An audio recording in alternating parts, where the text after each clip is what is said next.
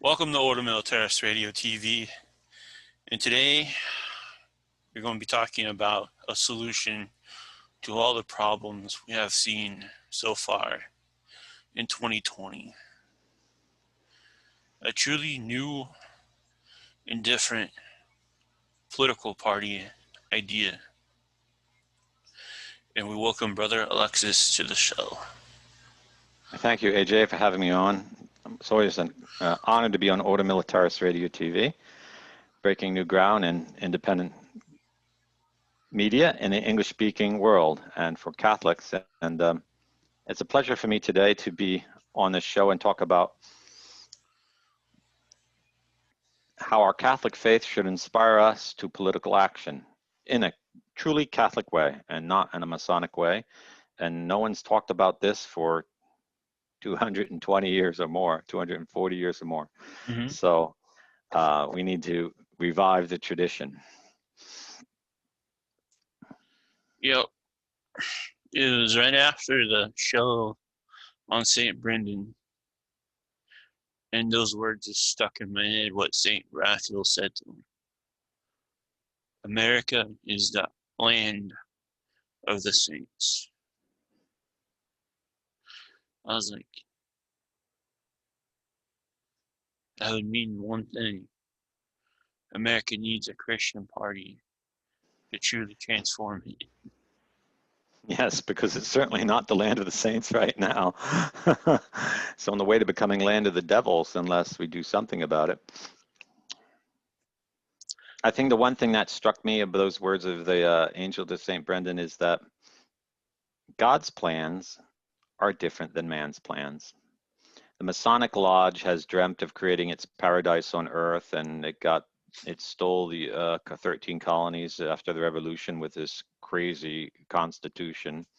And it's created a 250-year-long myth that the Constitution is the document that's descended from heaven for your salvation, and you need to get down on your knees and kiss every last little word, because every little word of that is your salvation, and don't even think of anything else, because outside of the Constitution is darkness. And you even see Masonic paintings of Jesus Christ holding the Constitution as if it's come down from God the Father and everyone's on their knees, not before Christ, but before the Constitution.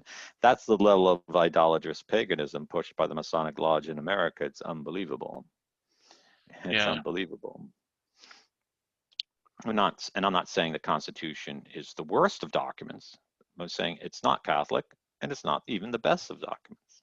Mm-hmm. And we're totally brainwashed to think that law should be based on Masonic ideas. So we're going to smash that now. We're going to do some Masonic iconoclasm. That means we're going to smash the icons of Masonic thought and talk about laws based on Catholic teaching and how much better a world would be if we had a Catholic party, Catholic constitution, and a Catholic government. Yeah. Which is not Catholics practicing politics or government according to Masonic laws, but Catholics practicing government and politics according to Catholic beliefs and ideas. So I created a blog just to test the waters to see what people thought. Not much action. Did get one response from probably a Mason, like, it's like a Catholic Iranian. Yeah, he must have also been maybe Jewish, because in the conflict there in the Mideast, you're either for Iran or for Israel, and there's nothing else admitted, because the Masons always want you to have your thought constrained in the narrative that they control. They want you to look at what they're looking at. They don't want you to look at anything else. No, that's heresy. That's forbidden, that you actually go back to history. So the guy was a complete jerk. Yeah. You're going to be, this won't be just our only show on this. We're going to do this, every week? We'll do a weekly show? Yeah. Raise the issues. I think this is absolutely right. In the West, we need to talk about this, and no one is talking about it. Not the priests to say Mass in the vernacular, not priests to say Mass in Latin, not bishops, not popes. No one is talking about this for 250 50 years. Mm-hmm. So this is going to be great, and we're going to share these videos all around, and I ask you to share them. You may not agree with everything we say, but share them to get people to start thinking about just how boxed in we are in a political system in which there is no solutions, there's only this self-destructive conflict. Mm-hmm. So you have in the Masonic political parties, you have your saints, your Lincolns, Jeffersons, Washingtons. Okay. In a Catholic way, I put the patron saints of the party. Saint Brendan and his Irish monks. Saint Raphael, who through God called America the island of saints. Saint King Stephen of Hungary. Saint King Louis IX. And of course, you gotta have a theme on there, along with Our Lady. Saint Queen Jadwiga of Poland. We Catholics should be proud and eager to take saints as our models in politics. And why? Because who knows the King of Heaven better than a saint? Mm-hmm. Who has lived the laws of the King of Heaven better? And therefore, who knows better the laws by which we should live? So this is not a fideistic error. This is just common sense. If you want prudence, you go to someone who's prudent. And in matters of law, the prudent person is one who's kept the law. Mm-hmm. So the saints are our best advisors, and the saints you mentioned are wonderful. Brendan, of all the monks and hermits of Christendom, was the one to whom God revealed the existence of North America. Okay, what kind of a saint is that? That's a saint that's really close to the heart of God. Saint Raphael is one of the 7 archangels that stand before the throne of God. He's the actually only angel in heaven in the Old Testament called an archangel. An archangel means a ruling angel, so he knows about government. He's also patron of travelers, the sick, and of those of getting married, so he's very interested in promoting the families and curing the needy. Mm-hmm. And Saint Stephen, boy, we were just looking at the laws of Saint Stephen in Hungary that he wrote around the year 1000, and it's just mind-blowingly Catholic. Yeah. And Saint Louis of Ninth, the greatest of all French kings and the only one to be canonized, and the one who understood not only when to use rigor, Mm-hmm. also when to use mercy, but above all zeal in foreign policy, how a Catholic king must be Catholic not only in his kingdom, but even in his foreign policy. Yeah. So wonderful examples. And where we're going to start, maybe we should, what do you have next on the list? What should we talk about first?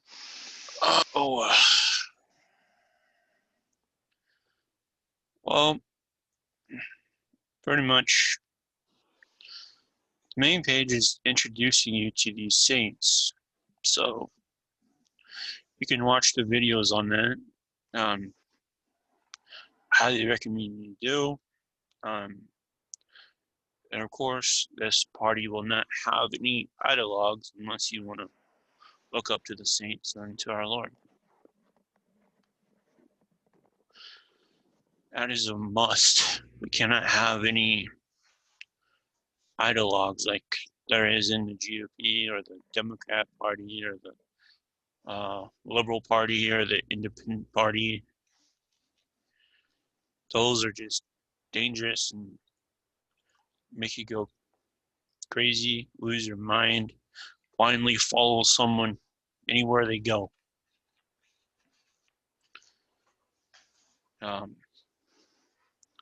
That is one of the things we need to make sure of. And you know, in America, we take pride that we're ahead of everything. We're the most advanced. We're the most active. But you're not, because I've been in Italy now 10 months, 11 months, and there's already 60 Catholics who, with me, want to found a Catholic party, and we're founding one in September this month. So I've lived in the United States 40 years and I never met 50 Catholics who wanted to found a Catholic party in the United States. So the Italians are going to be ahead of you, and you need to. And Italians are considered to be pretty passive people. So you American Catholics need to wake up, Mm-hmm.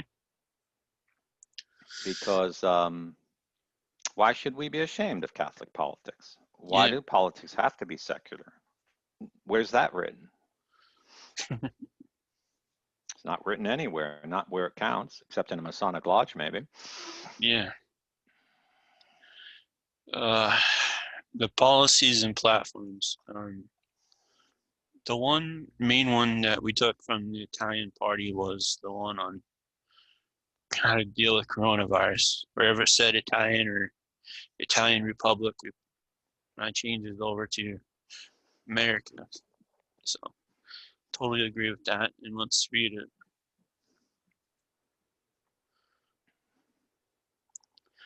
The cancellation of all regulatory acts of any rank issued as a response to the COVID-19 epidemic. Economic aid to citizens and businesses to overcome the crisis caused by the management of the COVID-19 epidemic.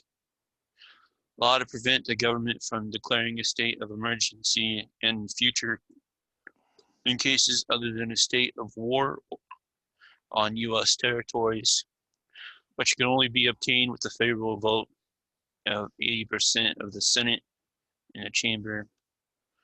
I need to change that a little bit. I like that. With the obligation of review of the vote every 7 days. I like that. Law to protect the inviolable human rights of citizens during epidemics, pandemics, and wars. Investigation into the true causes of death of victims classified as victims of COVID-19. Cancellation of any criminal immunity shield granted for the management of COVID-19 epidemic.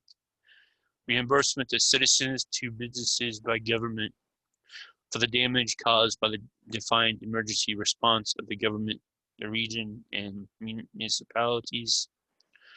COVID-19 cyber fraud investigation regarding complicity with the WHO, Bill and Melinda Gates Foundation, television channels, newspapers, social media, computer platforms.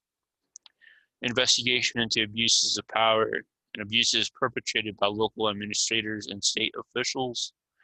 Law establishing a national commission to analyze the countermeasures adopted against COVID-19 with the aims of avoiding the mistakes made in the future.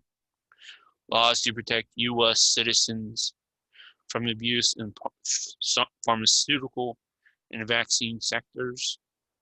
Update on the criminal code to define as crimes all abuses carried out during the lockdown not currently foreseen as crimes. In other words, we need to clean house. We cannot let what happened goes. The guilty must be punished. And we need a party that's going to pass laws that will punish these people ruthlessly, because what they did is the worst crime in the history of humanity. It's an act of terrorism unparalleled in the history of any peoples, and it is totally pathological. Okay, totally criminal and totally pathological. We cannot admit the slightest diminution of penalty for what was done. Okay, because it is bad enough to start an unjust war against another people, but to attack your own people is the worst of treacheries. And as St. Thomas Aquinas says, treachery is the worst sin against charity, and therefore it should be punished most of all in law. Yeah. I want to go back to the law to prevent the government from declaring a state of emergency in future cases other than a state of war on U.S. territories, where it has to be reviewed every 7 days. I like that because it would make sure whatever war we are fighting is a just war. Whenever it becomes a non-just war, we end it. The whole concept of the state of emergency was for like natural disasters. And what they did is they took this definition that was very narrow and strict, They expanded it to contain epidemics, and then they changed the meaning of epidemic to mean their political agenda. And so they're telling us they're following the rule of law, but they're not following the law because they've changed the meaning of all the words. And so you cannot have law unless words have meaning. Okay. And so everyone involved in the fraudulent redefinition of words has to be labeled as a criminal. Okay.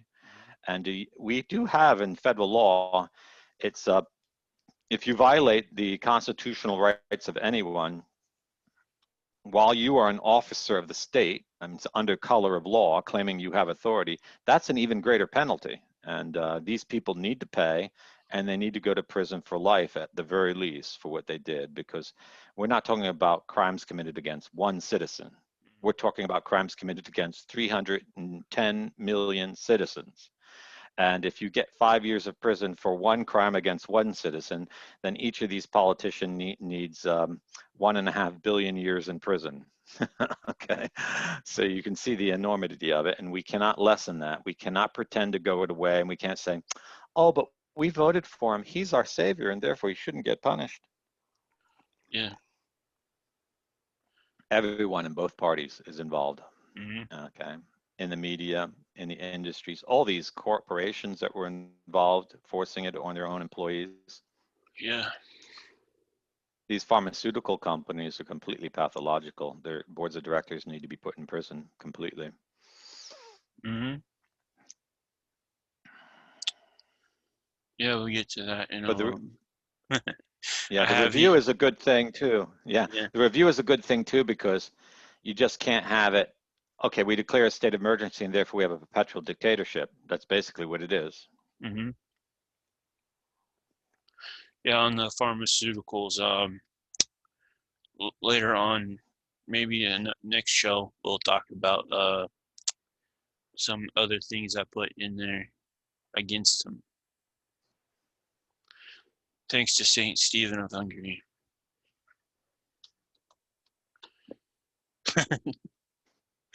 Oh man, I love his laws. Okay. Excuse me, AJ, I have someone at the door. Okay. All right. While he's going to answer the door, folks, we're going to work on.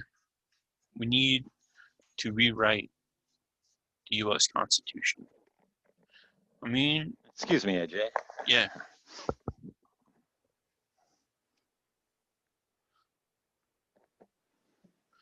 So the U.S. Constitution, even some of the founding fathers were against it when they were in service through the getting help from the King of France for the American Revolution, and they come back and like, what the heck is this document? Why the heck do we fight? That's worse than when we left. The King of England. So when some of the good founding fathers was against the Constitution when it was first written, there's problems to it. And that's where we're going to fix it, change it, rewrite it, so that what they thought should have been in it would be in it. Because those who disagreed with it were Christians. So, Yeah, this is the big weakness of America.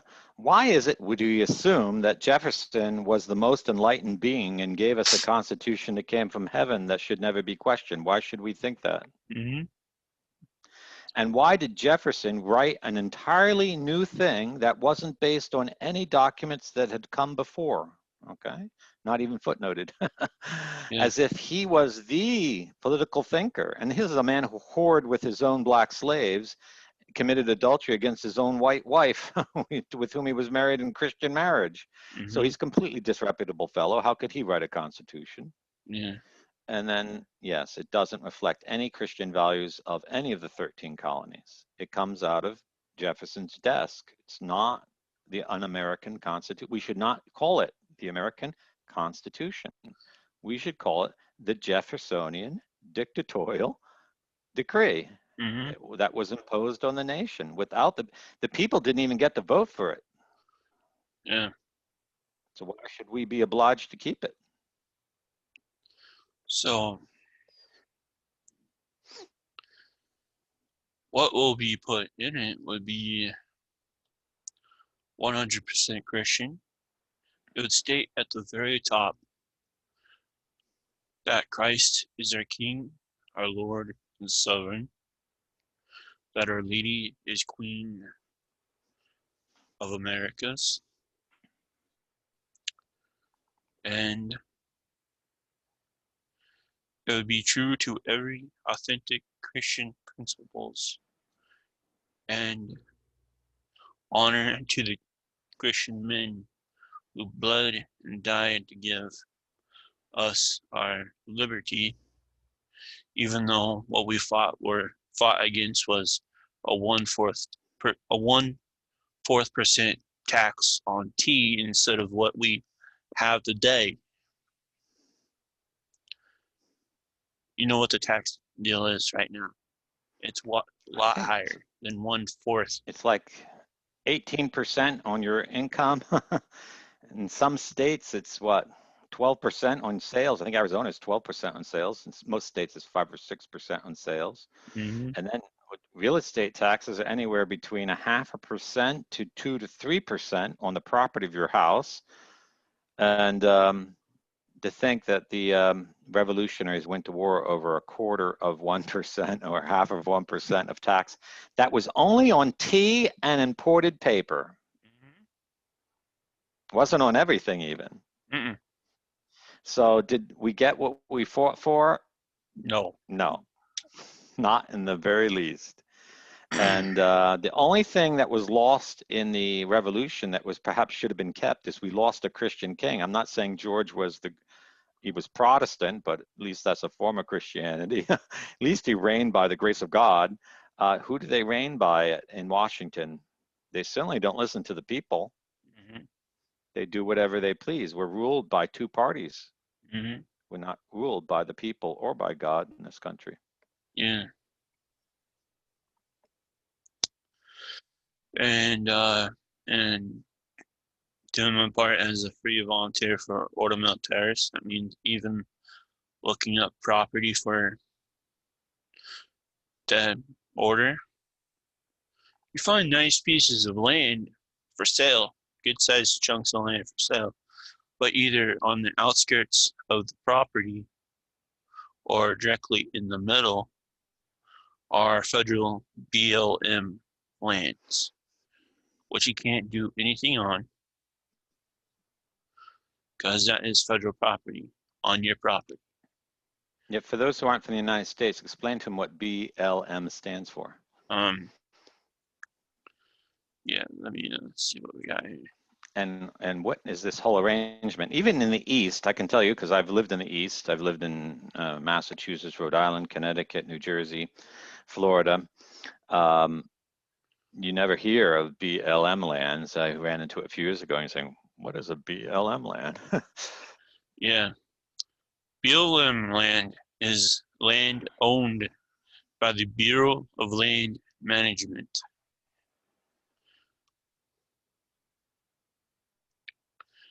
So they are now the ones in control of all the lands in the West, Oregon, Washington, Colorado, Montana, California.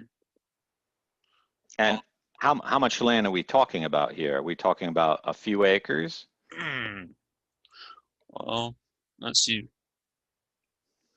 One of the properties we were looking at was like No, I mean, how much territory of the United States is under BLM control? Do you have a stat there? let's see.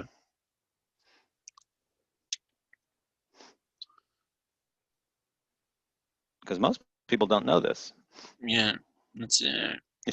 This is not in the Constitution. In the Constitution of the United States, the federal government is not supposed to own any land. The federal government is only supposed to be in DC. Yeah, okay. They control the mountains. So On the conservation lands, national monuments, about 5,590,135 acres of BLM land. Now the national conservation lands, national conservation areas.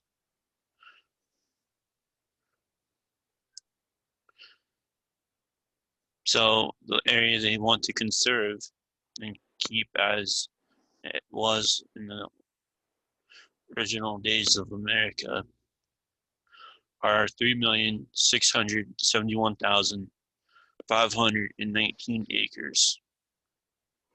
So that one is about 14.8 kilometers. The first one is 22 kilometers. I mean 22,000 square kilometers. No, 22 kilometers. Yeah, 22,000 kilometers. 22,000 kilometers. Or 22,000 square miles. KM2? Yeah. Is it K? That's 1,000 square miles. So to give you an idea, so if you don't know, the state of Rhode Island is 1,000 square miles. State of Massachusetts, I think, is 4,000 square miles. Okay, so we're talking about 21,000 square miles. You're talking about 21 times the size of the state of Rhode Island, federal lands. And altogether, it's how many thousands of square miles? 150,000 square miles of land. It's 150 times. So they've, I think I once saw it on a map, it looks like they own a third of the United States, the whole West. And people wonder why the West has never economically developed, because the federal government grabbed all the lands and kept them for themselves. Yeah. And what does BLM do with these lands? They make sure no one can do anything on them. If they're conservation lands, you cannot hunt, you cannot fish, you cannot do anything. Or if they're monuments, they take care of the monuments. If they're rivers, you can't really do anything. Do they rent some of them out as grazing land for ranchers? No. No. So where is this in the Constitution? I don't know. Anywhere in the Constitution talks about the federal government owning land. Yeah. So what I have put down, the selling of government-controlled land. In looking for property for a private security corporation that is Catholic and fully Christian, it needs a lot of land. You will find big pieces of land for sale, but in the middle or the outside edges would be the Federal Bureau of Land Management land that nothing could be done on. It is time to make that land public land again, so people can own land, farm it, work cattle, or work to defend Christians on it. That would also mean to abolish the Office of Land Management and all those swamp offices that has restricted Americans from moving west since the Homestead Act. Yeah, most people don't know that if your property borders Bureau of Land Management land, you are also under restrictions. Like you can't use fertilizers. I think you can't do hunting. You have to only graze so many animals. You have to have a fence. You need permits.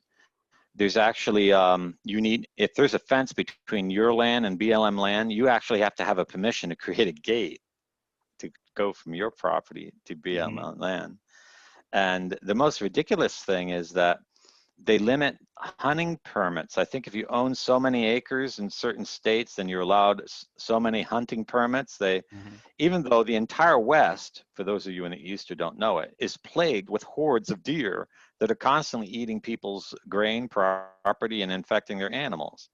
And deer are a wonderful species, but do you need like I don't know, what is it, 2 million that roam the whole West? Do you need that many deer? Yeah. I don't think so. So, and the deer are completely infected with all kinds of diseases. They're just, their eyes are encrusted with ticks.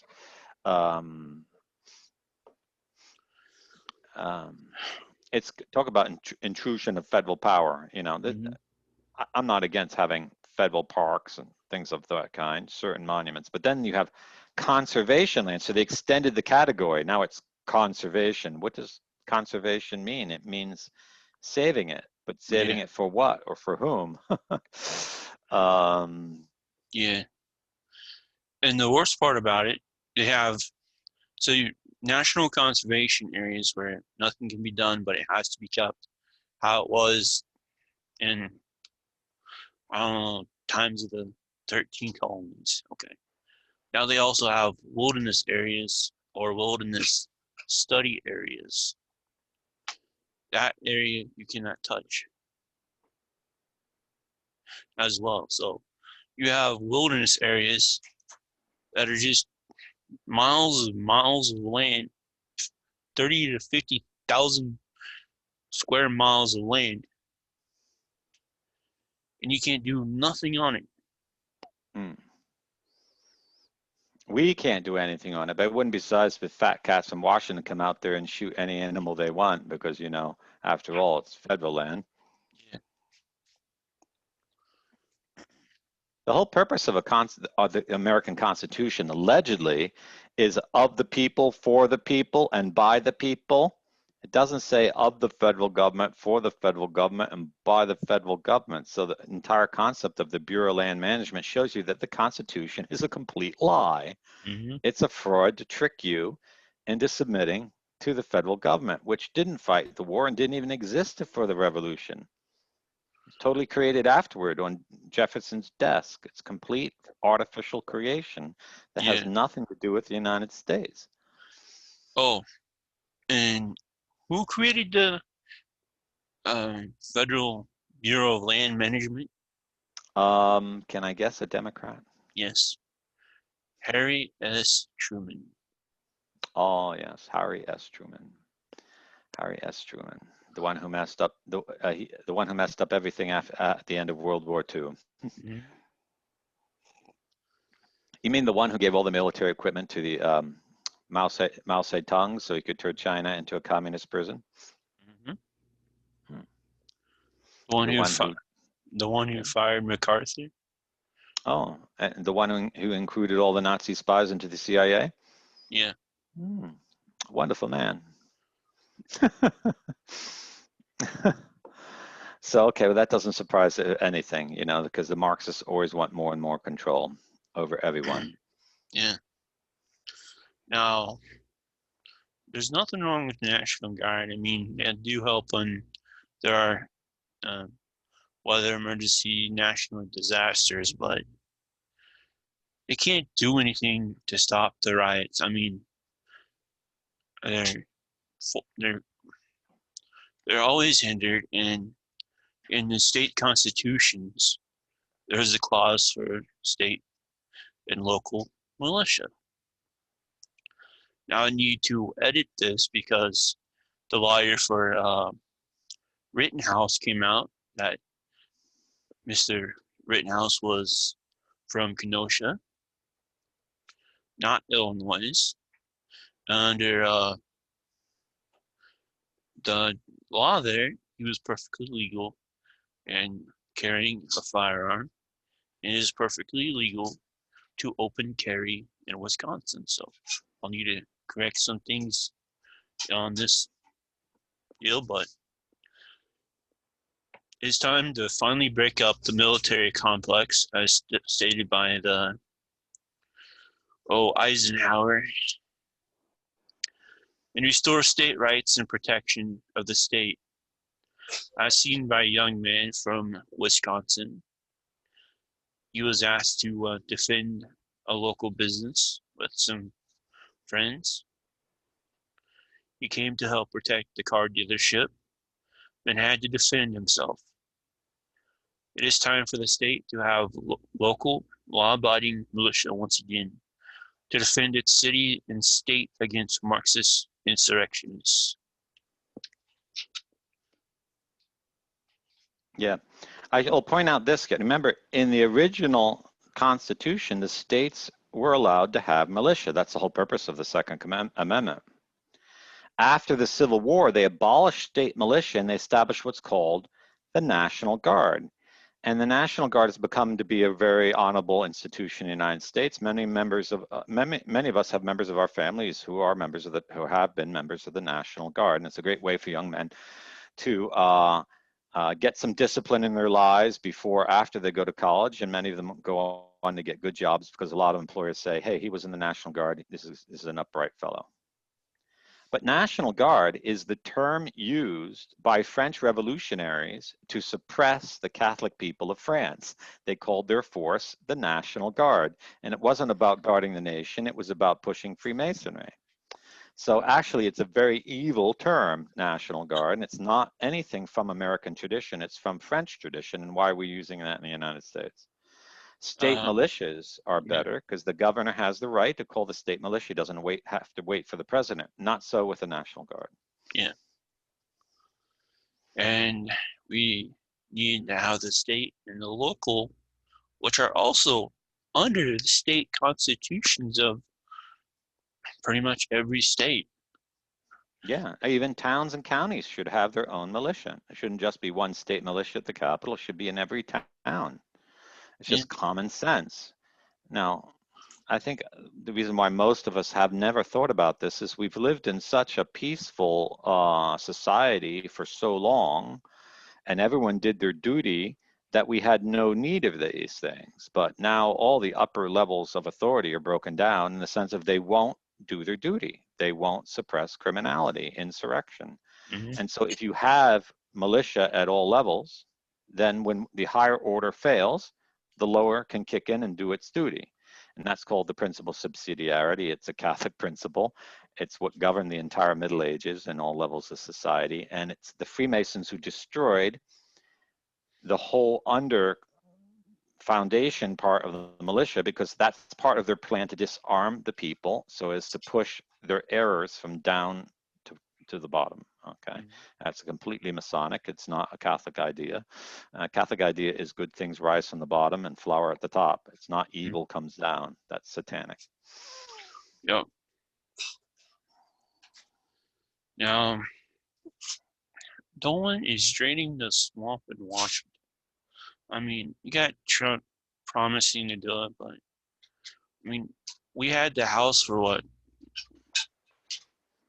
a 2 few years. years, 2 years. We had the House and Senate majority. Nothing was done. Absolutely nothing. See, the Republicans always say they're going to do something, but they never do anything because that's their trick. They're a Masonic party. They're just going to allow the Democrats to destroy it and then say, vote for us and we'll repair it. But they never repair it. And how many times do you need to be fooled? I mean, fool you once, oh, shame on me, but fool me twice, that's shame on, you know? So Mm-hmm. if you still believe the Republican Party is going to save you, you have some kind of psychological problem. You have a big daddy complex. You think you're in an abusive relationship, or you grew up in an abusive family where your father always allowed someone to abuse you and promised he'd help you and never did, and you still had confidence in him. I don't know what your problem is. You have some deep issue, but the reality is Trump has done nothing for the people. He has Yeah, destroyed their lives, their civil liberties, and in many cases allowed their homes, their businesses to be lost as well as their lives. yeah. So on the federal income tax, it would be abolished. The state income taxes and other federal things will be paid to the state, and it would be through the state to pay Washington, D.C., but only in a time of true emergencies or war. People under $100,000 income, no tax shall be paid.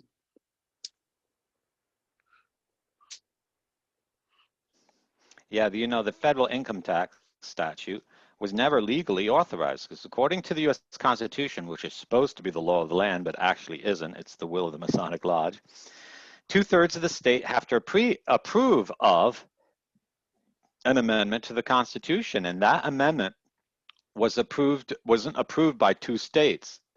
One state has no record they ever approved it, that's Virginia, and the other state, I think, I forget what it is, Minnesota something, or Michigan, they never actually voted on it. They said, oh, it's a great idea, but they never voted on it. So why have we been paying income tax for over a century. It's not even constitutional. And every time people bring these facts before federal courts, you know what the courts say?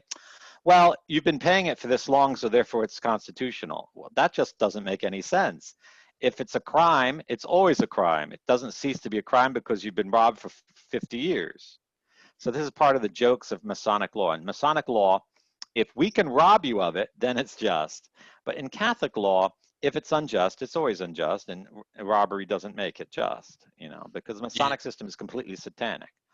So yeah, it's if the income taxes all go to the state legislatures to spend, then the power of the federal government is broken, the power that corrupts, because the money won't go to Washington unless Washington passes a bill that all the states agree to fund.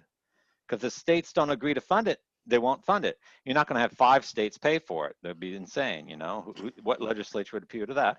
But if 5 states want to pay for it, then let them pay for it. If 45 want to pay for it, let them pay for it. But the state who says, no, that's not a worthy bill, I'm not going to spend my money on that, keeps the money from their own development. And that's the way it should be, because that way you'll control the power. You won't allow, the lodge will not be able to control the whole country. Yeah. And that's an excellent thing. And the states know best what their expenses are, you know. Mm-hmm.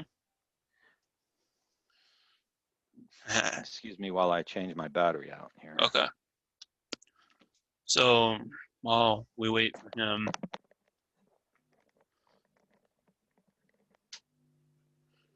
you there? Yeah, I'm here. Can you Okay. hear me? Yep. Now, something they never want to bring up, which is actually paying off the debt. All they want to do is balance the budget. Well, they say they balanced the budget. I think Trump said he'd balance the budget, and he just put us 6 trillion more in debt. And you know, you should greatly worry about that, because when the government is in debt, all the money you've saved for your entire life becomes worthless. Mm-hmm. Becomes absolutely worthless. So yeah, it should be paid off, and there's a lot of interesting ways that that could be done. But first of all, we need to get rid of all the parts of federal government that are useless. Why do you need a Department of Education? Let the states control it. It should be determined by the parents in the local school, not by the federal government. When you have federal control of education, you have Masonic perversion of all the children in the country, and you have to get children out of the grasping hands of these sick, twisted people. Okay, Yeah. they're sick and twisted. And what are some other interesting ways to lower the debt? Yeah. We have like what, 4 or 6 trillion debt to China That's we right. owe. So while they're not stopping their human rights violations, we would tell them our debt to you is null and void until you stop being a communist party, stop your human rights violation, and stop their overreach in Hong Kong. And stop persecuting Christians. Yep. This is one thing people don't understand, that in politics, especially geopolitics, power is not always military. Power, in its most generic sense, is leverage. Okay, so if you've watched any TV shows, you know what leverage is. Okay, so since China owns 4 to 6 trillion of our national debt, we have leverage on them. Because if we declare that debt null and void, their entire economy will collapse, and the government will collapse, and that will be the end of them. Mm-hmm. So we have a lot of leverage on China. And this is what a good Catholic government of the United States should say is, as of today, as soon as the Catholic president takes his oath of office, he says, I'm going to declare that in 1 week, if you do not give freedom of religion to everyone, freedom to the people in Hong Kong, and stop persecuting your people and give them political freedom, we will declare the entire debt that we owe you null and void. And that's not theft, because though we are obliged to pay our debts, we also have the right to impose penalties, okay? Mm-hmm. And the United States has the right to impose a penalty on China, because we are, generally speaking, a Christian country, and they are completely pagans. And they are an illegal government. The Marxist government of China is not the legal government of China. Marxists are evil, vicious, political predators, and they have no right to govern the people of China. And therefore, we have no right to repay obligation strictly to pay them back that debt. and we can use it as leverage on them, and we should use it as leverage on them because that will bring their government to their knees. Okay, Yeah. they couldn't sustain that. All their banks and institutions would fail because their government is already heavily in debt, financing all these phony companies to undersell everyone in the world. So if we pull the rug out from under them, that's the end of them. And China will have a free liberal government because people will rise up and overthrow that government, and that's what they really deserve. So one way or the other, that kind of a threat will have its effect. They either get liberty freely or they'll get liberty by revolution, and we Hmm. should be promoting liberty in China. We should not negotiate at all with that evil, corrupt government, which is trying to take over the whole world and is bribing all Hmm. the governments, not to mention controlling our own theaters and industries in the US. Yeah. So boy, we get rid of it. Okay, so that would get rid of about a third of it. And we could do that with any other nation that is we have debt with. For example, if Saudi Arabia owns our debt, you need to give liberty to Christians in your country. And if you will Hmm. not give liberty to Christians in your country and persecute them according to Islamic law, we're declaring that debt null and void. That's it. You know, go try to change it out somewhere else. Uh, and don't think you have anything over it. And we should say that to any country that owes our debt. You need to treat your people with liberty. Okay. But at the same time, we need to balance the budget and never spend more than the government takes in. And I'm a firm believer that the parties, especially Masonic Lodge, that has indebted our nation, they should be made to pay the debt.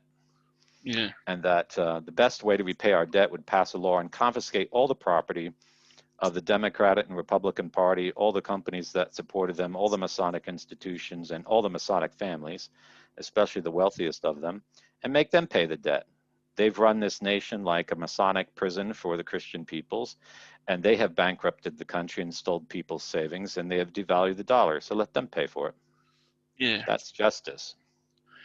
And yeah, like we were talking with the BLM land, sell off all the federal land except military bases, drastically reduce the national parks in Alaska.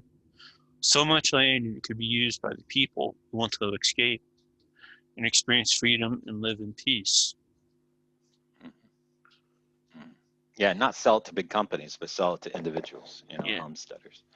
And then there's all the territory in the oceans that border the United States. We have declared 200-mile limit around the U.S.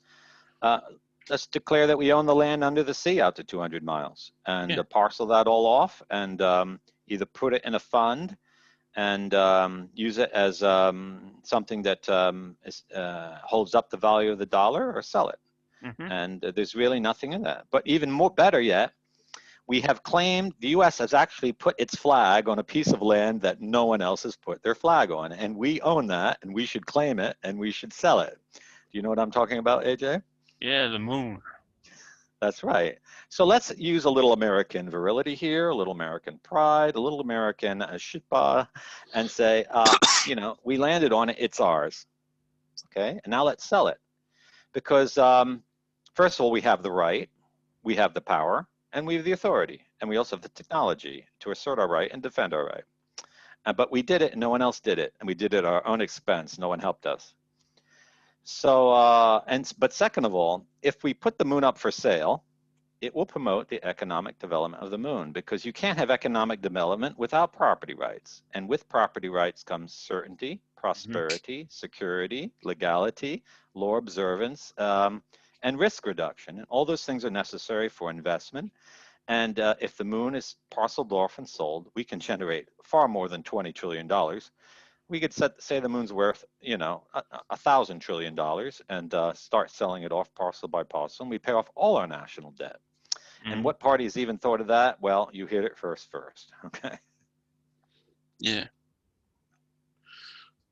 Now, in protecting your border, if your state is bordering a foreign country, you can protect your border walls in any means necessary.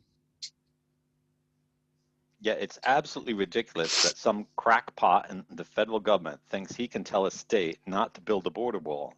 I mean, who do they think they are? The federal government doesn't own the border.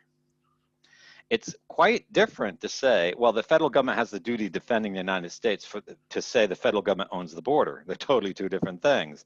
The state owns the border because the state's territory goes right to the border, and that's part of state land. And remember, the Constitution is supposed to be a law of the land, but it's not, but it's supposed to be. And in the Constitution, states are sovereign, and every right that is not conceded to the federal government, this is Amendment 10 of the Constitution, is retained by the states. And that means they have the right to control their border, because nowhere in the Constitution as it says that the federal government has the sole right to defend the border.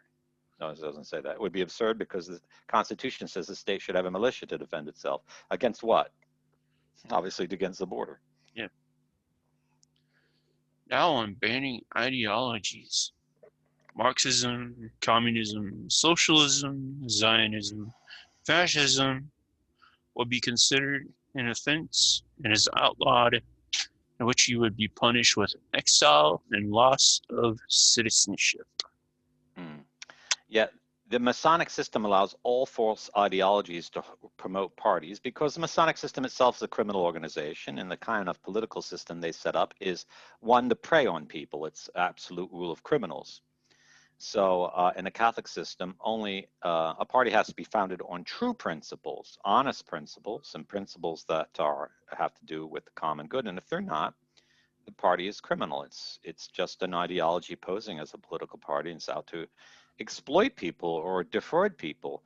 And parties like this should be outlawed, and the people that practice it should be exiled. One of the problems in the U.S. Constitution, because it's a Masonic system, is you can't punish anyone with exile.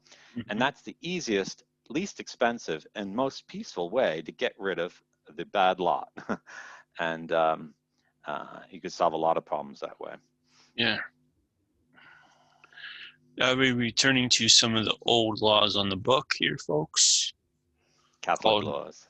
Catholic laws, blue laws. All things that attack the nuclear of the family, that destroys the family or destroys life, shall be banned and outlawed.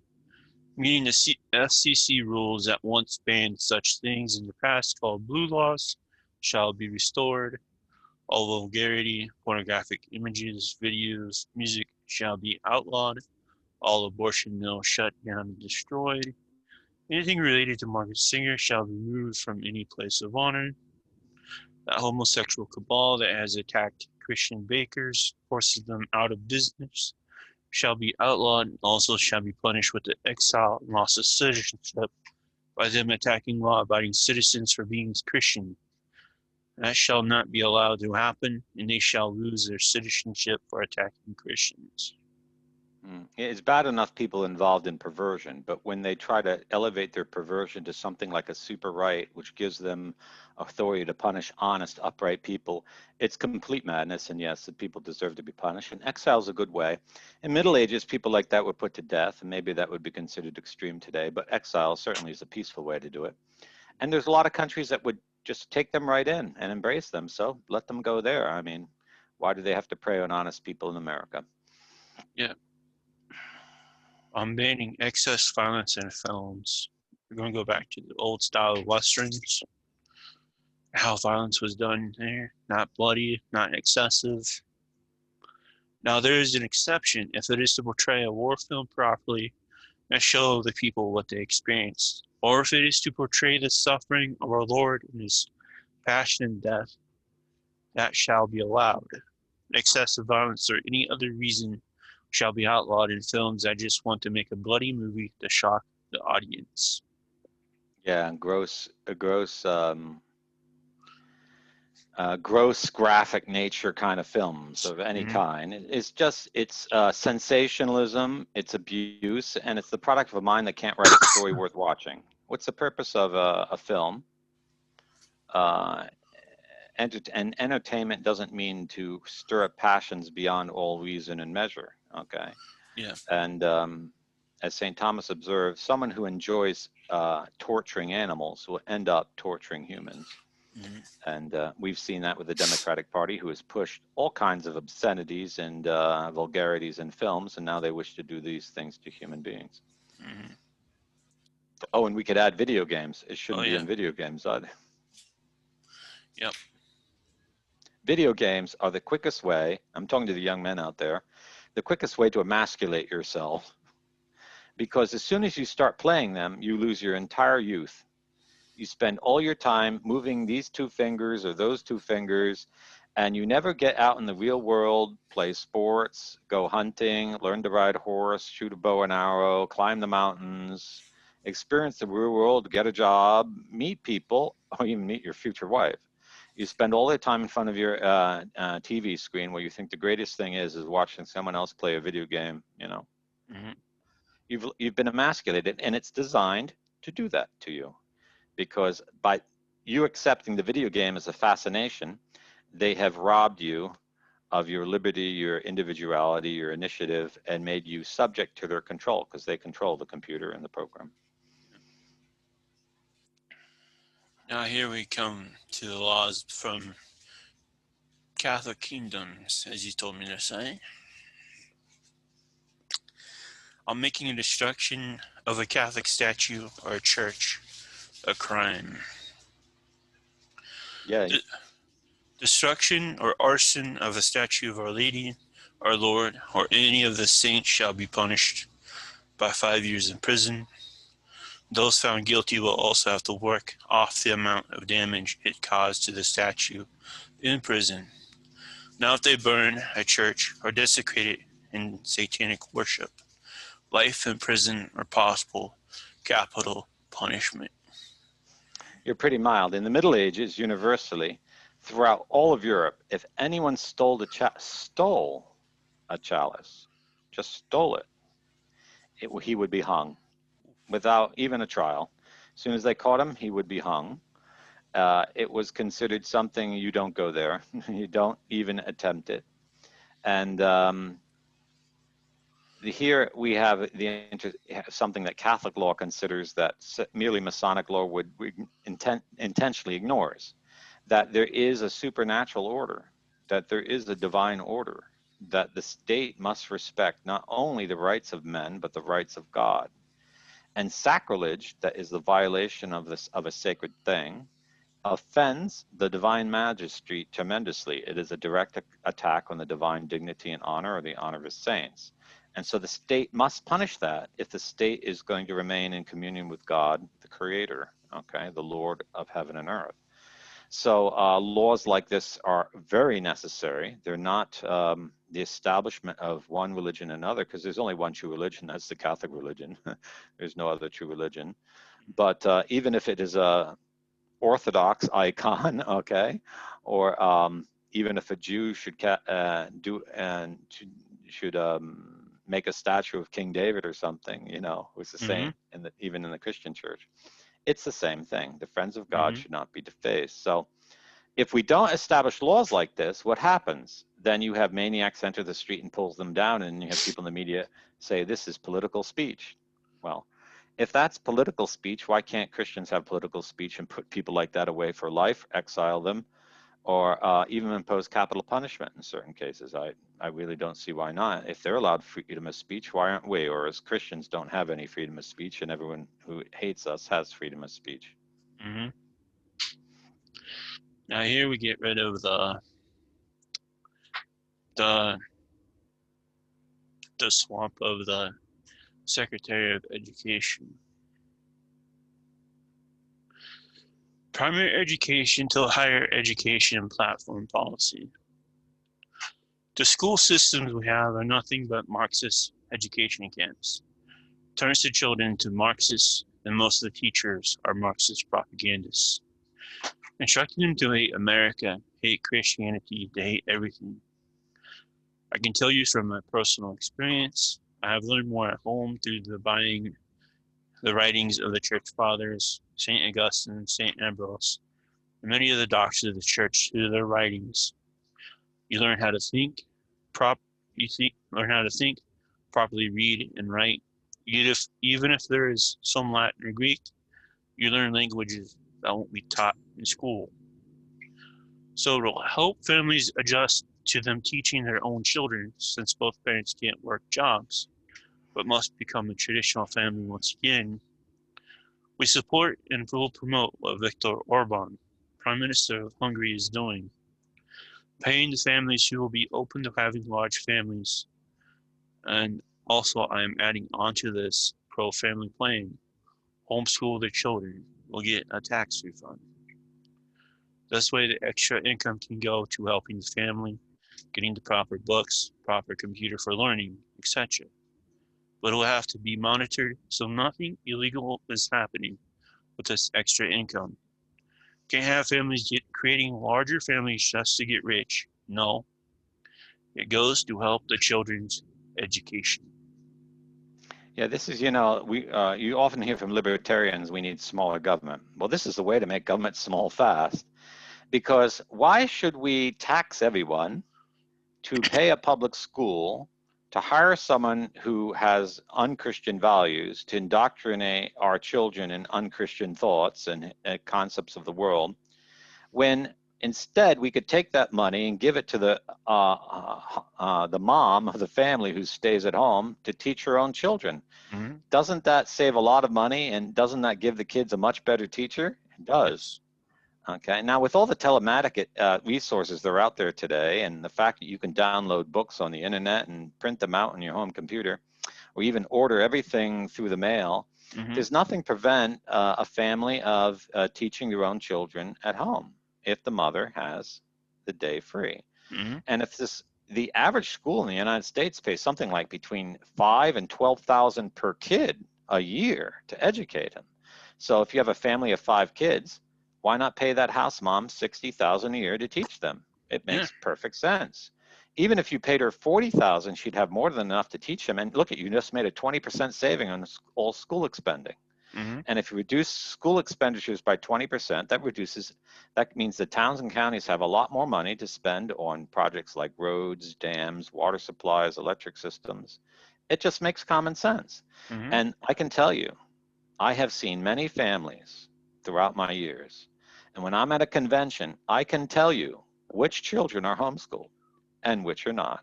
Because the ones who are homeschooled are acting like normal human beings. But the ones that aren't homeschooled, they're running around like rabid dogs, screaming at people, attacking them, beating them up, creating fights and everything. You know exactly who went to public school and who was trained at home by mom and dad. Mm-hmm. So homeschooling is the best. It's also the natural system, and it's what existed for 1776 years before the founding of the United States. So even if you thought the founding fathers were the greatest of men, they were all homeschooled, pretty much. And so homeschooling is better. Okay, and also prevents political control of your children, which is the best guarantee of their liberty.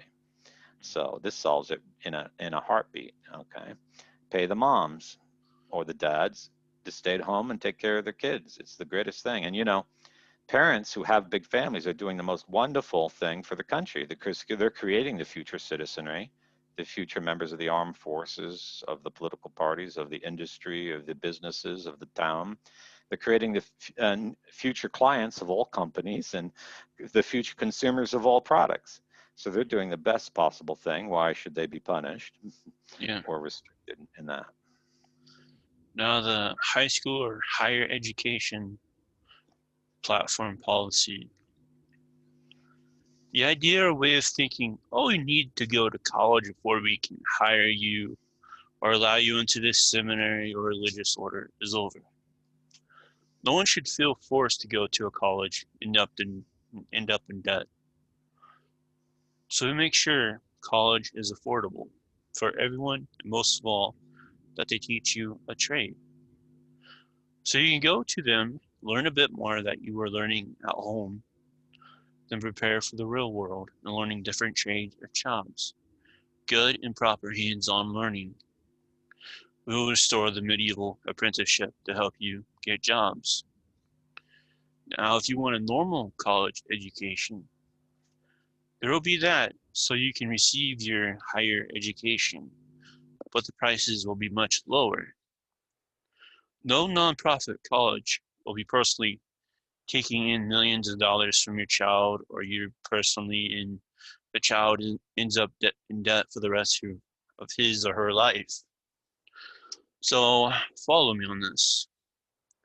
A typical hotel with meals in the Midwest, at least here in Kansas, has at least a good breakfast meal, $95 a night. So if there's 100 students per class, maybe $9,500. Then a textbook bought at normal prices, $20 to $40 based on an Amazon or Barnes and Noble price, times however many classes, 5 at the most, $200. So for one student, total of $1,180 per student for 4 years, it should not be as expensive as it is now. Now I want to point out something about universities. I'm going to shatter everyone's concept of university. I went to University of Florida, okay? For 4 years, I got a degree in cultural anthropology with an emphasis in classical studies, and I graduated Phi Beta Kappa, which means I got an A in nearly all of my courses. Okay, so I was in the top 10th of 1% of my class.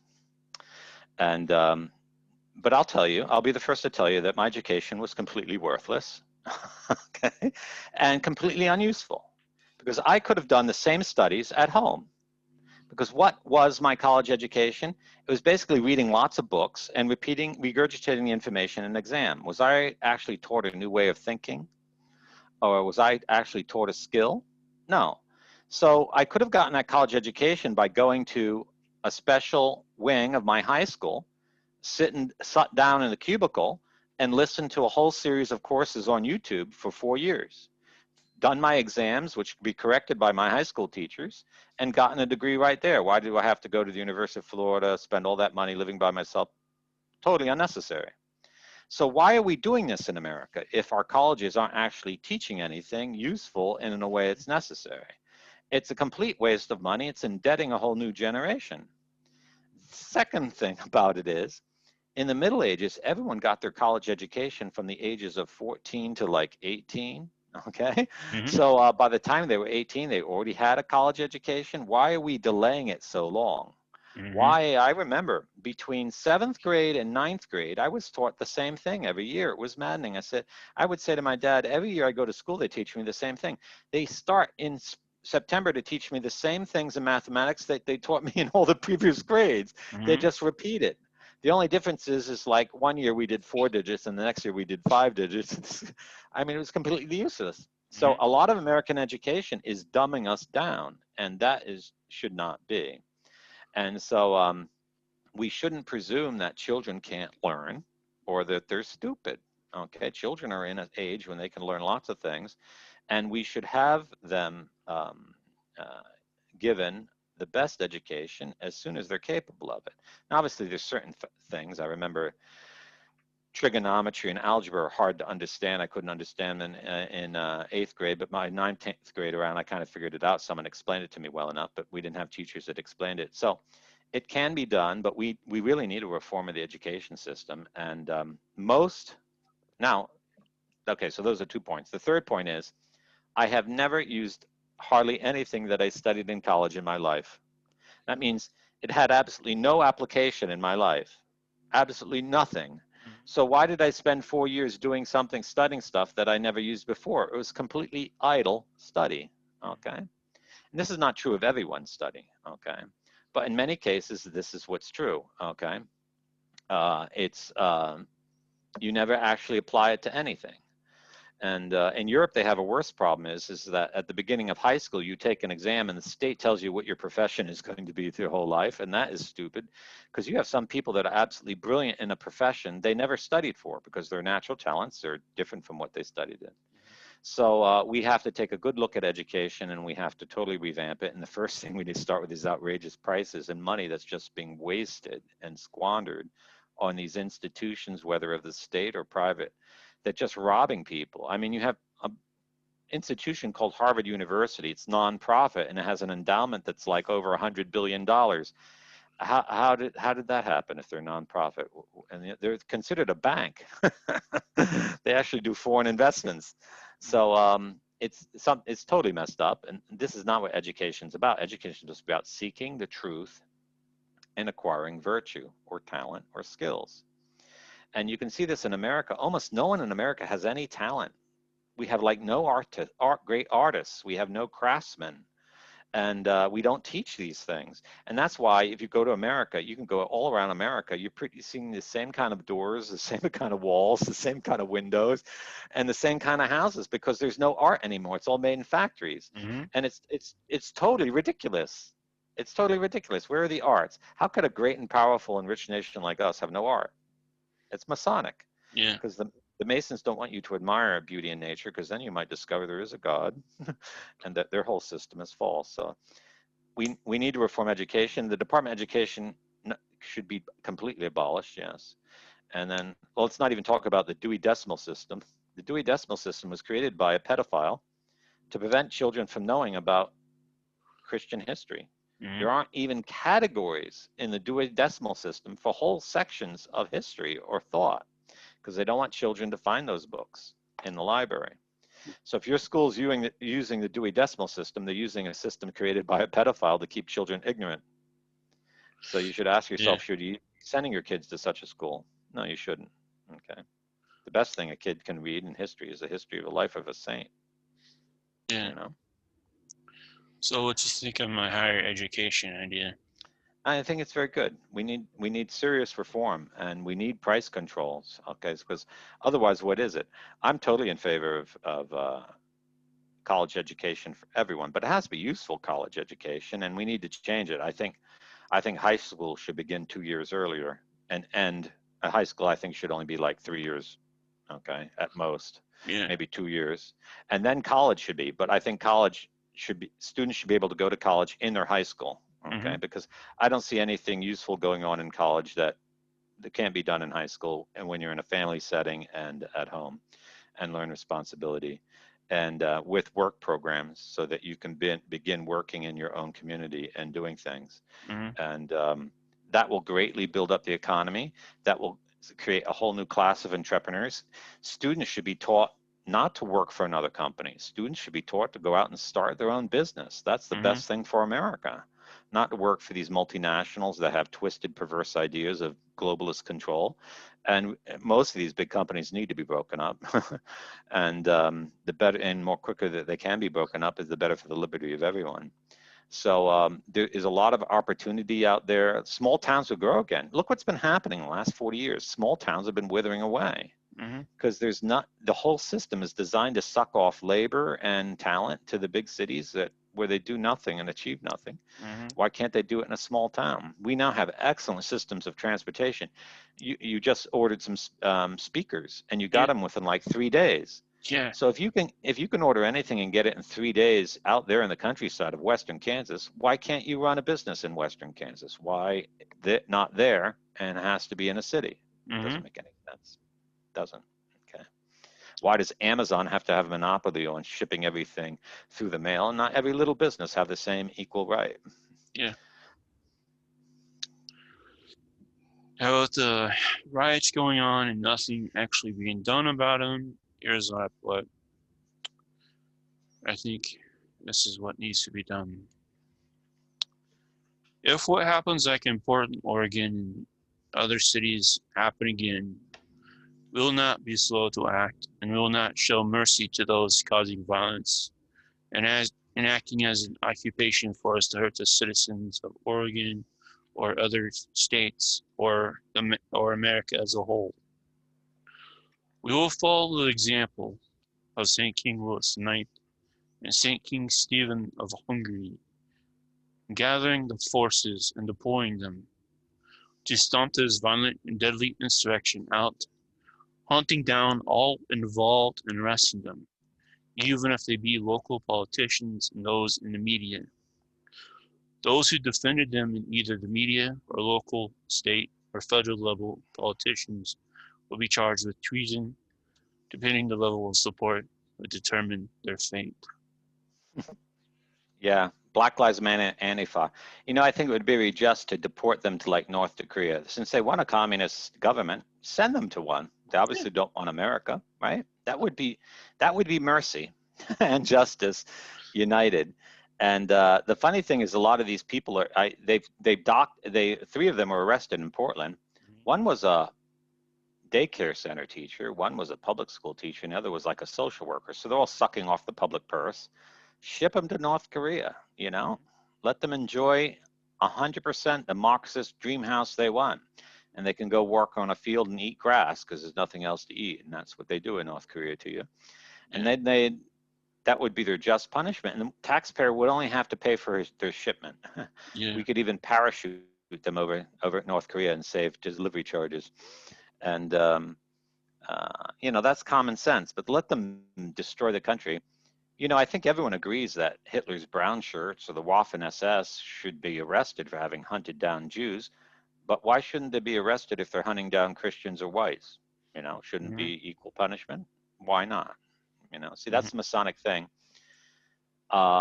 There's penalties for honest people or people who offend them, but there's no penalties for people who do their will. And that's nightmare on earth. That's hell on earth. That is not society. That is anti-society. And that's why a Catholic party is not a Catholic version of Iran. It's a Catholic version of France or Hungary or any Catholic kingdom in the Middle Ages, which was the ideal of liberty and is still the ideal liberty and sanity. And if it wasn't for that kind of liberty, economic liberty, religious liberty, and scientific liberty, we wouldn't be here where we are today. Okay, it's all Mhm. built on that foundation. But right now we're headed back to darkness. We're headed back to some kind of primitive form of Neolithic paganism. Yeah. Now, if any of these idiots from Black Lives Matter listens in and say, you're for racism. Those are for racist people. Let me correct you.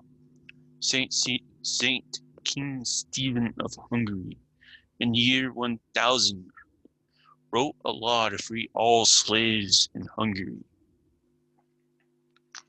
Yeah, where was the Democratic Party back then? The Democratic Party, which funds and supports Black Lives Matter, they're all slave owners. Every single one of them. Even Kamala Harris is a slave owner. Barack Obama's family's a slave owner. Her family's a slave owner. Hillary Clinton's family's a slave owner. Bill Clinton's family's, they're all slave owners. Mm-hmm. So let's not even talk about racism. But you know, racism, the concept of race was invented by a Lutheran by the name of Immanuel Kant. It doesn't come from the Catholic Church, so don't you dare call us racist, you bigot. Yeah. Oh, now it's time to drain the swamp of the medical industry. Oh, the policy will be to drain the medical industry, like I said. Laws will be written and passed to break up the big pharma and all those who charge outrageous prices on medical equipment and medicine, which then turns on the patient to force the patient to pay thousands or hundreds of thousands of dollars for medicine or procedures. This will end, and no more allowing the medical industry to be about getting rich, but to actually cure the patient and save lives. Doctors and nurses must be tested to make sure they are truly competent for the vocation as a doctor or nurse. Those like Fauci, Birx, Bill Gates are truly incompetent for how they've shown themselves in using false data, and for Bill Gates, who has no medical degree and therefore cannot practice medicine. All equipment, medicines will be made in country and will be sold to hospitals at a fair price, so they do not have to charge the patient a rental or user fee. The medicine must treat the illness, not also create new illnesses or even kill the person. Once the doctors and nurses are retaught that their work is an apostolate of mercy and a vocation, and that drug prices are down and medicines are safe, and the medical equipment prices are low, can make sure people are taken care of at a truly non-expensive cost to the patient. This is an excellent policy. One thing we have to understand is that unlike other economic activities, or like other human activities, medicine is not an economic activity. Medicine is an apostolate. If you do not have the ethics that and the training to approach medicine as a way of, first of all, caring for human beings and subordinating every decision to that, okay, while at the same time practicing frugality in the sense of honesty in pricing, then you shouldn't be involved in the medical industry and you shouldn't be allowed. There should be kind of like a certificate of ethics. Bill Gates has a lot of money, but he's ethically incompetent to participate in the medical industry, and he should be forbidden by law of making any investment. Or if he does make an investment, he should have no say whatsoever in the companies and never be allowed to talk to any members of the board of directors. It should be through the hands of the state. Maybe the state would set up an investment fund and investors can invest in it, but then the state would then assign investments to the industries. They have to be broken up, these medical companies, so they don't have political power, because political power leads to corruption. And the purpose of the medical industry should be for caring for people, not for politically manipulating anyone. Okay. So the medical industry needs to be reorganized as an apostle, as a quasi an entity which doesn't even fall into Masonic categories. But I would say in a Christian state, it would be a quasi-Christian entity, in the sense of it should only have Christians on boards of directors of all these companies and in the hospitals. Obviously, abortion and contraception, all kinds of transgendered operations, all these medical procedures that are vile and immoral need to be removed. And the hospital has to be returned to its ideal of medicine, where the word hospital comes from. You gotta remember, hospital is a Catholic institution. We founded it. The first hospitals started appearing in the 8th, 9th centuries in Constantinople under the Catholic Empire of the East, known as the Byzantine Empire. The Greeks back then were Catholics. And that's how you restore medicine. You get rid of all this crazy politicking and ripping off of especially the elderly for those reasons of all, or selling them on just lies. You know, I don't know how many pills they made my mother take before she, in the last 10 years of life, that had no effect whatsoever on her health and was a complete lie. She took those pills to keep your knees from wearing out and your bones from wearing out. And she still had her hip collapse from loss of calcium. They were complete frauds, those pills. So we need an essential, but we need an ethical reform, a complete reorganization of the medical sector, and it should no longer be called an industry. It should be called an apostolate. And I'm totally in favor that hospitals should be nonprofit, but if they're nonprofit, they shouldn't be making 70 million profit a year in a tiny little county hospital. And that's not possible. If they were really nonprofit, they wouldn't make 70 million in profit. Okay, so. And instead of government giving tons of money for healthcare, it wants the government just to see that the hospitals don't go bankrupt and really run to care for people, right? So when you need help, you go to the hospital and you don't even have to show insurance, right? You shouldn't, the prices should be so reasonable. I can tell you, I went to one hospital in the United States because when I came back from Japan after visiting the Christian school where the girls had been attacked by some terrorist with a sword, when I came back through LA, for no reason at all, the border guard, 5 guys jumped me and tortured me for several moments. And when I got back to Boston, I was in such pain, I went into a hospital and they gave me 2 aspirin and told me to go home and sleep for it. And then they sent me a bill for $900. And they didn't x-ray me. They didn't do squat. They just said, take off your habit, let's see the bruises. They saw the bruises and that was it. And they gave me 2 Advil and a bill for $900. So that shows you how much there's complete fraud in the medical industry, complete fraud. No one with a least sense of ethics would have said $900 for just seeing you for 5 minutes. Yeah. Now the medicines, I mean, come on, folks. You see all the medicines being advertised on TV, and they're worse than the cure. I mean, can't we make a medicine that just treats the thing and not develop something else or even worse, kills the person? Yeah, and medicines need to be really tested before given to humans, you know, especially since we're not all the same. I mean, you just can't assume every human being is going to have the same reaction. Yeah. I mean, Take my case. Oh, you need more testosterone. Let's inject you with it. Like, sure, you're the doc. You're supposed to be trustworthy. What the heck happened? I'm sitting here, homebound. Yeah, didn't work out too well. Your health ruined for life? Yep, probably. Mm. So yeah, there needs to be overview also. The whole concept that a single doctor could make a life-altering decision for a patient, no, it should be reviewed. Okay, Mm-hmm. so if he, whatever decision he makes should be put into a database, and it should be immediately reviewed by other doctors and say, whoa, wait a minute here, what are you doing with that medicine? Mm-hmm. You're not even authorized. It would be a crime. And doctors have to be held. See, the problem in the American system is if your doctor does something wrong with him, you have to pay money to sue him in civil court. Why is Mm-hmm. it not a crime? Why is it not a crime for him to violate medical ethics or procedures regarding a patient? It should be a crime. The Mm-hmm. police should come and take him away. You shouldn't have to sue him. What's the purpose of having a health sector if the government won't defend you against it, you know? Mm-hmm. So this is the Masonic system where you just let criminals reign and everyone get preyed upon. And they claim that's progress. That's not progress. That's just a den of thieves. Yeah. Yeah. Time for the changes to the House and Senate. To be a member of the House and Senate, you must be married with a wife. If you are a biological man, or if you're a woman, you must be married to a biological.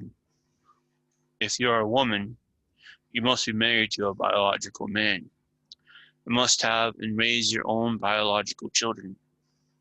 You must know how to run a household responsibly.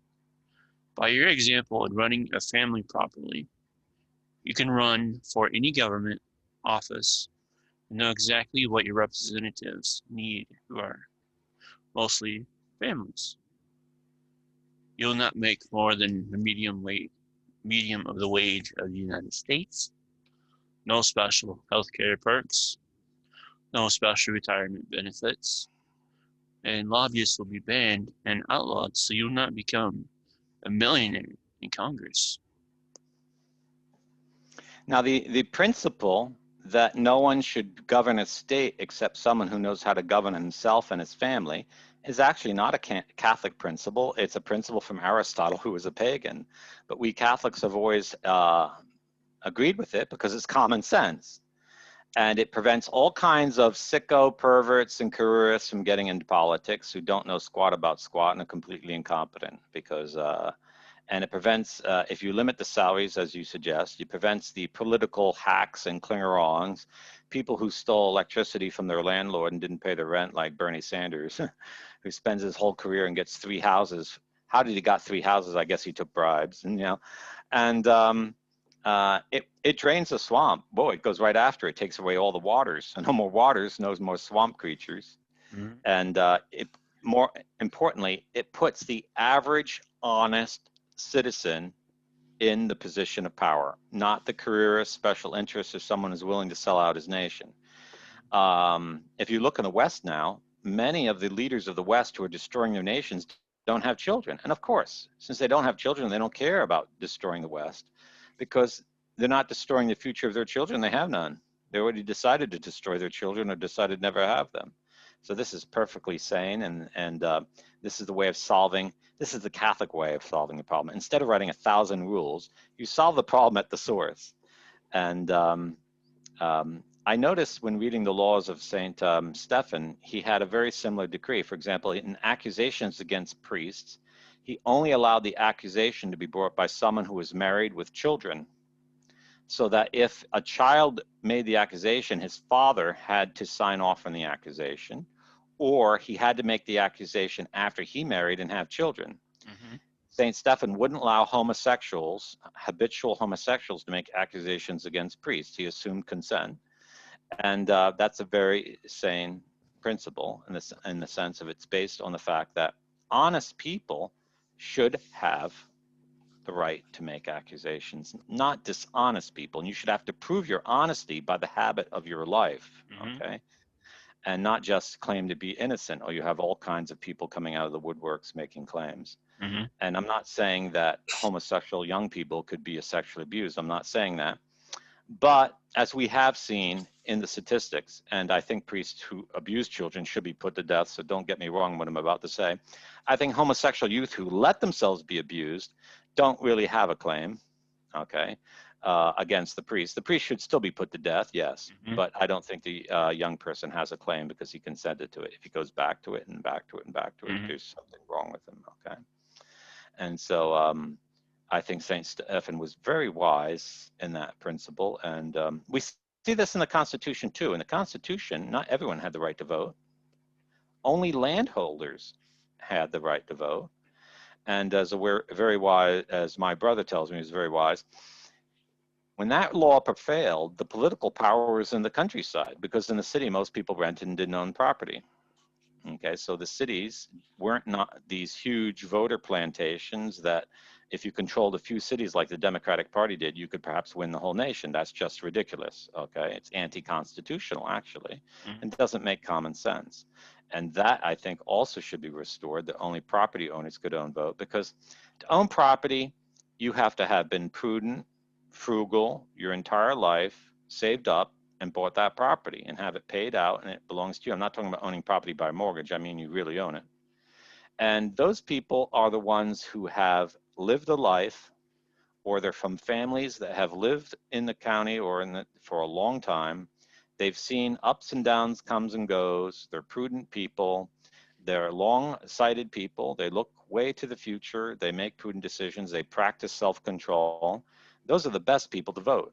They know how to cast their vote. They know what to vote for, and they know the kind of person to vote for. And our nation, until that law was changed, was very well guided, was very prudently ruled. Yep. How we're going to ancestor of mine, from his actual writings, the end of Masonic political parties. In the writings of George Washington, he was against political parties as we have them today, because they were around, but to have one that represents the Christians of the United States is fine, because we are returning to the roots of America and the man who bled and died to give us this nation.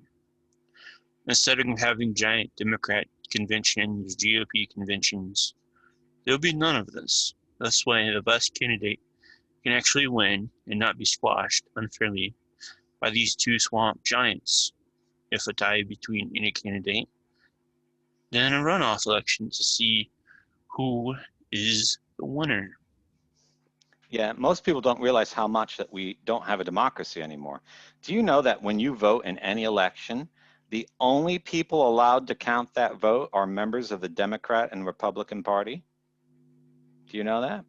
So Mm. in your county, if you had an independent party win 60% of the vote, well, the Democrats and Republicans could get together and count that as a loss, not a victory, and give the vote to one of the two parties, because no one's allowed in that room. They can do anything with the ballots. And only Republicans and Democrats are allowed in that room. So do you think you have a democracy? No, you have a joke. You don't have a democracy. Mm-hmm. And that needs to be totally broken up. The citizens that count the vote should be chosen by lot, and they shouldn't be the members of the two major parties. Mm-hmm. Now, police reform. We did a show on this. One of the very first early shows we did when we returned to radio and video. We restore the police reform of August Vollmer. And he quotes, "The policeman's job is the highest calling in the world. The men who do that job should be the finest men. They should be the best educated. They should be college graduates. That's what policemen should be. And what are they? Dumbbells. We want police who will be the best candidate, not politically motivated, but someone who will take the job seriously and has not an ounce of racism in his body." And let's say doesn't have a criminal record. Do you know that something between 20 and 60% of the personnel in most police forces have a criminal record before they enter the academy? How are they even taken in? I'm not talking about misdemeanors, I'm talking about felonies. And no one with a felony should ever be allowed to serve in the police. Mm-hmm. Never, ever, ever, okay? Because they haven't respected the law. If you can't control yourself, how can you dare tell other people to follow the law? And I remember in a town in the East where I lived for many years, I was once talking to a policeman one day on the sidewalk. And at the end of our conversation, he says, "Oh, I have to go." I said, "Where are you going?" He goes, "A group of us are going to break into one of our colleagues' houses because he's out on vacation. And we do this here in town. We break into each other's houses while they're on vacation. We film silly films." And I said to Wow. myself, goodness me, what has become of the police? I said, "Don't you know that's a felony to break into someone's house?" "Oh, it's only a joke," they said. "Yeah." I said, "How do you know how to break into a house? I thought that's a skill of a criminal." And he said, "Well, some of us did that before we became policemen." Wow. And this is a town without much crime. So, and that doesn't represent all police, but just to show you what you said is absolutely true. We need a moral and educational and legal reform of the police. And we need it because that way we can have police that we can absolutely trust in. And they can't be police who swear an oath to the mayor or to the president. Mm-hmm. They have to swear their oath to God and the people, Mm-hmm. okay, to uphold righteousness and to defend the liberty of the people. The mere fact that police are going around forcing people to wear masks shows you they don't know what it means to be policemen, because it's completely unconstitutional, illegal, and unlawful that any politician should tell anyone to practice a medical procedure for a disease that doesn't exist. And you're going around as a policeman and forcing people to do it, or threatening businessmen. You become a Nazi, Mm-hmm. SS member, a brown shirter, you know? You're no longer a U.S. policeman. Mm-hmm. And our final thing for today, what would be considered illegal? Communism, Marxism, socialism, Freemasonry, pornography, cuss words, abortion, contraception, homosexual marriage, Antifa, the Black Lives Matter, the Socialist Organization, George Soros and all his organizations, prostitution, pedophilia, all illegal and dangerous drugs and substances. Fentanyl would also be illegal. The coronavirus and the scamdemic behind it. Yeah, you have to make, and you should also make fraud illegal so that we don't have to worry about civil and criminal cases. If you defraud someone, it should be a criminal case, you know. Mm-hmm. And some states, for example, in the state of Massachusetts, if someone comes to your door and says, "I can paint your house, I see you need your house paint," and say, "Okay, yeah, paint my house," and you sign a paper with him saying he'll paint your house, but you have to make a down payment of $2,000, Mm-hmm. and you pay him $2,000 and he never comes and paints your house, even if you know his name, address, serial, everything, you cannot bring him to court. It's not a criminal charge. It's not theft because you sign that paper. It's fraud, and therefore you have to spend the $25,000 to sue him. So how many people do that? Mm-hmm. And they're called Irish travelers, and they're fraudsters. They mostly live in Canada, but they travel around the country. And the Masonic legal system allows them to thrive because they're a Masonic organization of fraudsters. And in a Catholic state, those people should be arrested immediately. Mm-hmm. Okay. In one town, the chief of police was recommending the guy because the first thing he did was painted the police chief's house for free. Then he defrauded everyone else in town. Yeah. That's Masonic nightmare. That's not the Catholic state. And now, hearing what we've talked about today, you probably said, this is a dream world that any possible country that would have such wonderful laws exist. It is a dream world if you do nothing to make it happen. But it's not a dream world if you start acting as a Jesus Christ wants you to act as a Christian and as a Catholic. And that is your duty before God. And we Catholics in the United States need to organize a Christian party to save our country because Mm-hmm. it's obvious now that it is doomed. Okay. If you can't see it, well, then you're blind and you're going to be doomed with them. But the Christians who do see it need to stand up, organize quickly, and see to it that in the next presidential election in 2024, there is a Christian candidate that can win. and a Christian party that can control both houses. That's the way to save our country, and we need to mobilize quick on it. And you need to wake up. Don't let yourself be controlled by your favorite talking head, your favorite athlete, your favorite Republican or Masonic or Democratic Masonic politician, or your stupid priest who wants you to be a slave of the Masonic order. Wake up and realize that your king is Jesus Christ, and you have to serve him because he alone is going to judge you. Yep.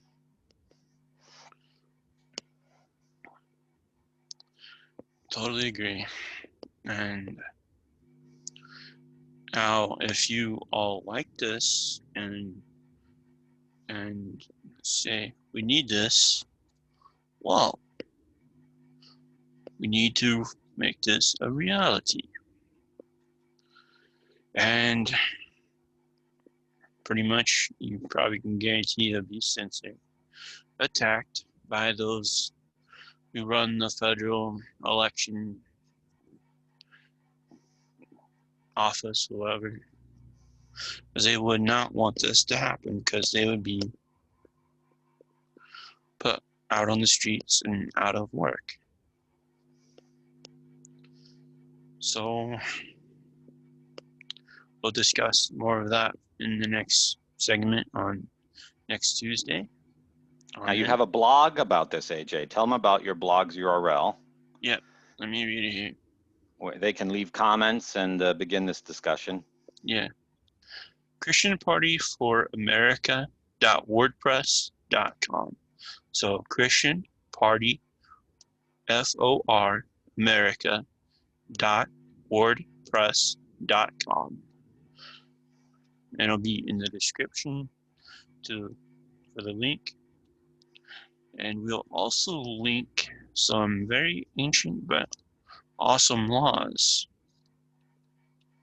Yeah, I think if you read some of these Catholic laws, you realize that we're not talking madness, we're talking sanity. Yeah. So, and next time we'll also tackle farmers, ranchers, and everything else. So, and we'll talk about all these topics again in more detail in future shows. yeah. But you need to spread the word to your fellow Catholics. And this is real Catholic politics. This isn't the fake, phony propaganda charade we've seen for 250 years in the United States. Okay. And we came to this country as Catholics, and we brought our faith with them. We should also bring our politics with us. Okay. Yeah. So please like and share this program, which will be on BitChute and YouTube. Please share this video. I know you like the videos on Pope Benedict where you got 1,000 to 2,000 views. Let's make this 4,000 views, or however many views you can get. Whatever the limit is. There's like, what, 42 million Catholics in America? I think there's 60 million. 60, okay. At least 60 million. And then there's another 60 million who used to be Catholic who became Protestant, who probably still have these values.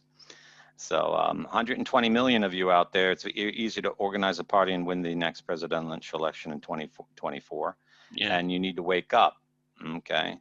So I think the biggest problem we have in America is people say, oh, that's a great idea, but they never share it. They never invite anyone to it. And they think that, you know, they're somehow protected from all the future and the evil just because they saw a video today.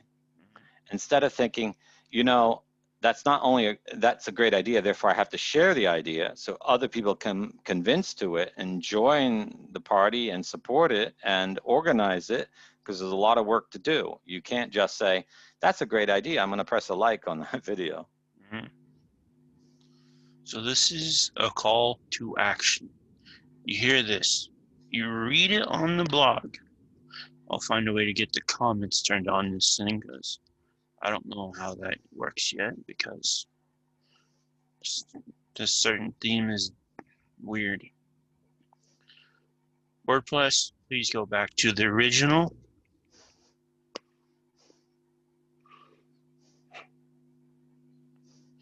And there is a contact form if you want If you want send real comments, real questions, me or him, I'll share the email with him, get his response, and reply that way. Or we'll reply to you on our shells. But no spam, real comments, real questions, real anything. So there's a contact box on the front page on the blog, and so we would like to hear from you. This is not just a dream world. This needs to happen. So watch, read, and act. So tomorrow, what are we doing tomorrow? I got so focused in this show.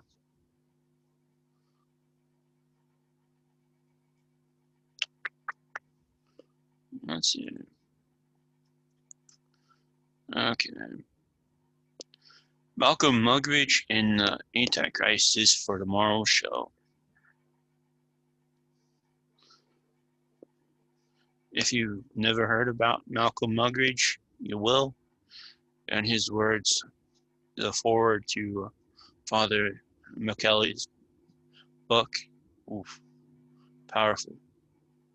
So we'll be talking about Malcolm Muggeridge and his amazing words tomorrow. And any last words? If you like the show, please at the bottom of the show page, press the donate button and leave an offering so we can get better equipment for Order Militaris Radio TV. We do many programs on many topics. This is just one of them. Mm-hmm. This is Order Militaris Radio TV signing off. Deus Volt. Deus Volt.